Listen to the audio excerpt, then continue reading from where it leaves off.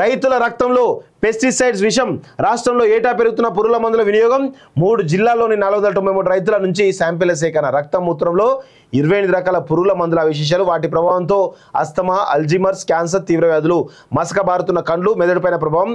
NINOU biochemistry department రీసెర్చ్లో వెల్లడి అంటూ చూస్తాను. రైతుల రక్తంలో పెస్టిసైడ్స్ అంటే జనరల్ రైతులు ఏం చేస్తారంటే ఈ పెస్టిసైడ్స్ అంతా కూడా ఆ పొలాల్లో పిచికారీ చేస్తూ ఉంటారు కదా. సో ఆ సందర్భంలో అవి వాళ్ళ ముఖానిలో ముక్కు ద్వారా కావచ్చు, నోరు ద్వారా కావచ్చు, కడుపులోకి వెళ్ళడం ద్వారా తీవ్రమైనటువంటి ప్రభావాలు కనబడతా ఉన్నాయి. సో రైతులు అనేక రకాలైన ఆరోగ్య సమస్యలతో బాధపడుతూ ఉంటారు. సో ఇక్కడ ఒక విషయం ఏంటంటే రైతులకు కూడా మెడికల్ టెస్టులు ఫ్రీగా చేయాలి, వాళ్ళకు ఉచిత వైద్యం అందించాలి. ఈ రాష్ట్ర ప్రభుత్వం చేస్తే బాగుంటుంది. ఎందుకంటే ఈ రాష్ట్రంలో, ఈ దేశంలో రైతన్నలే కదా, రైతన్న లేకపోతే మనం ఎక్కడిది, మనం తిండి లేకపోతే మనం ఎక్కడిది.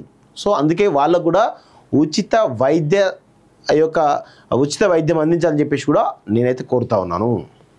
సో నెక్స్ట్, ఉచిత హామీలపై విచారణ అత్యంత అవసరం. ప్రస్తుతం విచారణ కుదరదు, కానీ పరిగణలోకి తీసుకుంటాం సుప్రీంకోర్టు అంటూ ఒకరిని చూస్తున్నాం. అభివృద్ధిలో నో పాలిటిక్స్. రాజకీయాలకు తావు లేకుండా MSME కొత్త పాలసీ. ఉద్యోగ ఉపాధి అవకాశాలతో పాటు ప్రభుత్వానికి సంపద. వ్యవసాయాన్ని మరవద్దు, అగ్రికల్చర్ మన కల్చర్. వారి కుటుంబ సభ్యులు ఉపాధి అవకాశాల వైపు మళ్ళాలి. స్కిల్ వర్సిటీకి ఇండస్ట్రీస్ నుంచి 500 కోట్ల ఫండు. విద్యా విధానానికి పరిశ్రమల అనుసంధానం. మ్యాన్ మేడ్ వండర్గా మూసీ అభివృద్ధి అంటూ ఒకరిని చూస్తా ఉన్నాం. సో ఇక జమిలీ ఎన్నికల నేపథ్యంలో మన రాష్ట్రంలో ఇప్పుడు 2023 డిసెంబర్లో ఎన్నికలు జరిగినాయి. సో 2028 డిసెంబర్లో మళ్ళీ ఎన్నికలు జరగాలి.